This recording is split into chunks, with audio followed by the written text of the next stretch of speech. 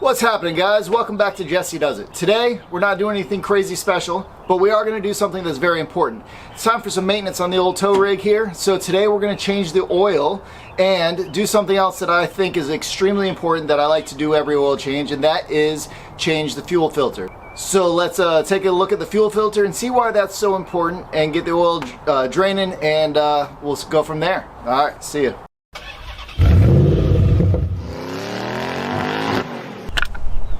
So like I said, this is extremely important.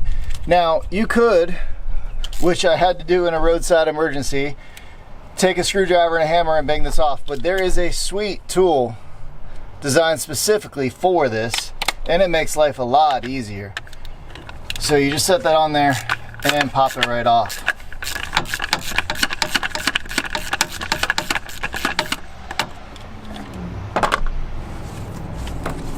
Now be careful, because you are going to get diesel all over when you do this. But as you can see, she is dirty. This was changed about 3,000 miles ago on the last oil change. But look at the crud and crust and rust that is in there, that is in these old fuel tanks. So it's very important to get these changed out. So you pop this off. Let's set it right here and I'll show you what the new one looks like. I only use Motorcraft when I can. Clearly brand new. It does come with a new O-ring, which is important to change as well. But we'll just open this up. Got the new fuel filter. Got the new O-ring. And we'll change both of these out. Once again, you can see the difference here between the new and the old. There's two little tabs, and you'll just pop them off and toss this one to the side. Also, like I said, you're going to change this gasket out too.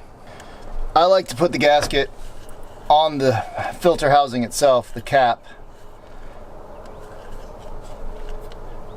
I'm going to put the flat side down on this. Now, I don't know if you can see, but there is a lot of crud in there. So we're going to go ahead and open this drain valve and get this nasty stuff out. That's just going to pour down onto the ground. You can put a bucket down underneath of it and catch it if you want. But I don't want these contaminants to get into my fuel lines and end up in the injectors.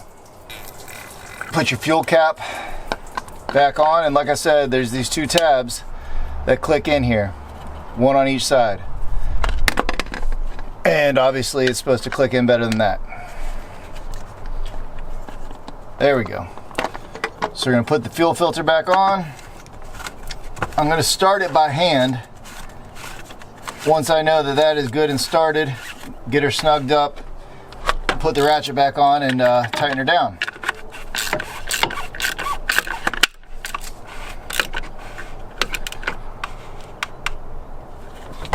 And that's probably about one ugga-dugga on that. You're not looking to make sure that you can never get back in there again. So that's that. We'll close the valve now. And when we go to restart this, you're going to have to prime the system. So it'll take a little bit of cranking in order to actually get it to start. Let me clean up my hands and I'll kind of do a little overview of this engine bay.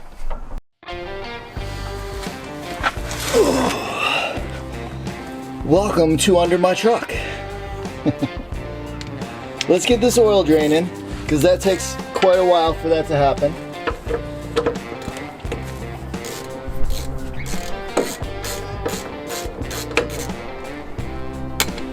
And while that's draining, we'll talk about what I've got done to my engine.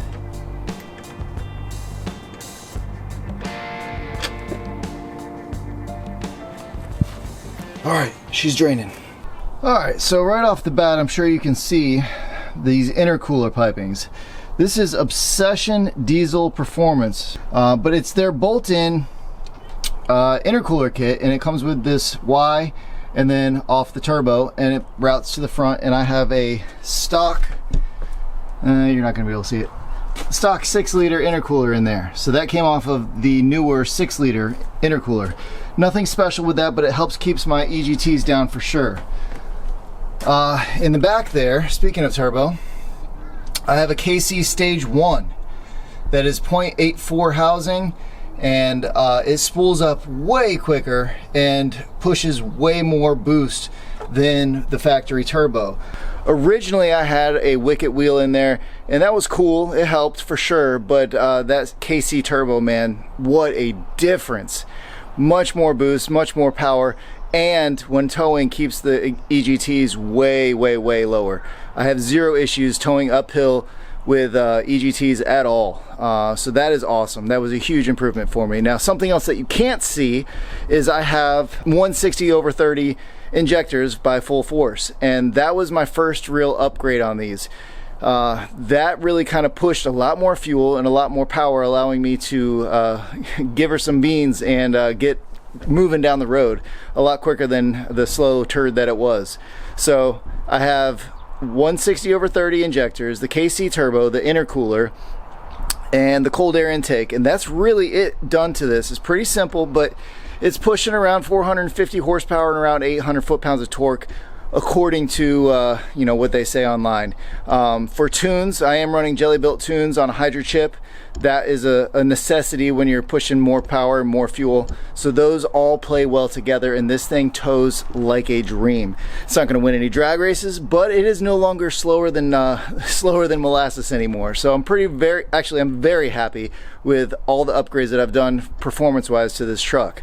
So let's check on that oil, see how it's going, and give you another overview of the engine. And I am sorry, she is dirty. I believe I'm going to go ahead and give her a bath after this. But there we are. There's that cold air intake I was talking about. That is SB Performance, and that has been wonderful as well. Also, you can see in the back, I did hydro boost the brake system. It is no longer a vacuum boost, it is a hydro boost. Now, a long time ago, I did a video and the install on that hydro boost, and that is from OBS Solutions. That kit is plug and play, amazing, as simple as it gets for installing hydro boost into these trucks, and that made a huge difference on braking. With towing 10,000 pounds and needing to stop on a dime, that gets the job done. Massive difference there. So really stoked on the OBS Solutions kit there for the hydro boost. Now I can go faster and I can stop faster as well. Another handy tool for when you're changing oil is this oil filter claw. This oil filter claw is a lifesaver, because even though I only hand tighten this, over time, over heat, over whatever, it's now stuck on there, and we're gonna have to give her the claw to get it off. All right, now we got it loose. Let's put the oil pan back under it. Try not to leave a stain in the wife's driveway.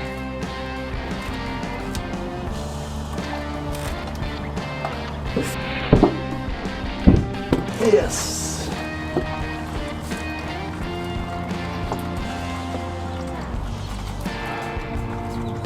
Always make sure you drop the oil filter on the driveway so that it leaks oil everywhere. As I said, motorcraft everywhere I can. Now, with this being such a big filter, we're gonna have to put a quart of oil in this first and then get her installed. Be right back. Now, this goes without saying, but make sure you don't double gasket your oil filter. So always check the old filter coming off to make sure that there's not an oil O-ring stuck up in there, because if you do that, when you go to start this up, you're gonna have oil everywhere. Ask me how I know. I don't know why, but I love brake clean. Make sure you get her all nice and clean. All right, so we've got the filter on, the plug plugged back in. Always make sure of that. There's about a quart in the oil filter. This takes 16 quarts. So we're gonna go ahead and dump this 2.5 gallons all the way in. From there, we'll add a few quarts and try not to make a mess. Can anybody tell me the math?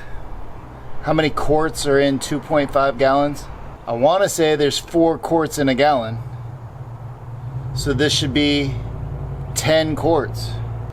Which, if that math is correct, I drained the oil into one full old container and about half of another small container. So I think only 12 or 13 quarts actually came out of the truck, which is telling me that she's eating some oil, which on these Dinosaur 7.3s, that's normal. When I hit the gas and smoke pours out the exhaust, I know that's oil.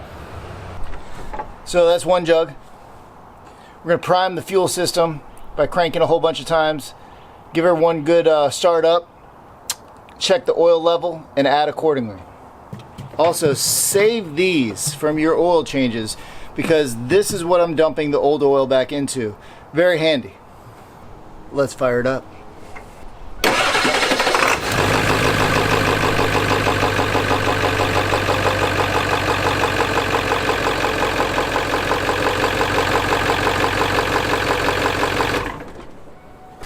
Of course it makes a liar out of me and fires right up instantly, but I'm gonna assume that's based off of the residual fuel that's still in the fuel lines.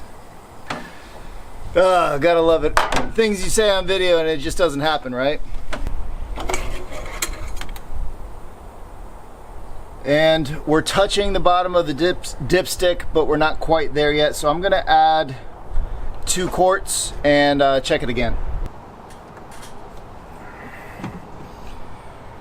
It's hard to actually tell how many quarts because it's such a big jug, but I feel like that was probably close to 2 quarts.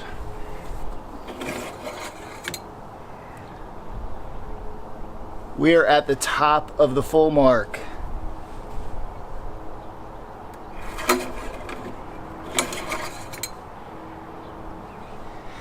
I don't know if you can see, probably not, but that's right where we need to be.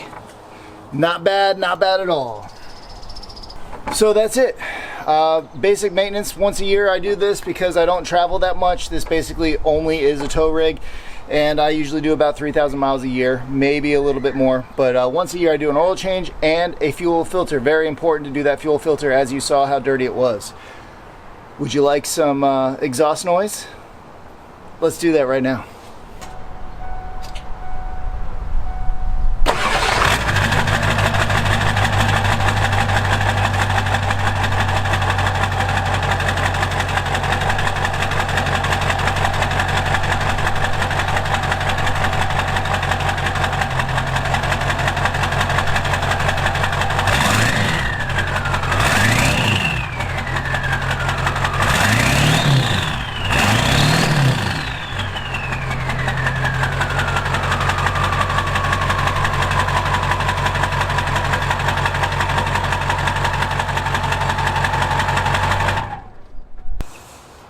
Well, once again, I appreciate all of you for tuning in and checking out this week's video. As always, I am Jesse with Jesse Does It.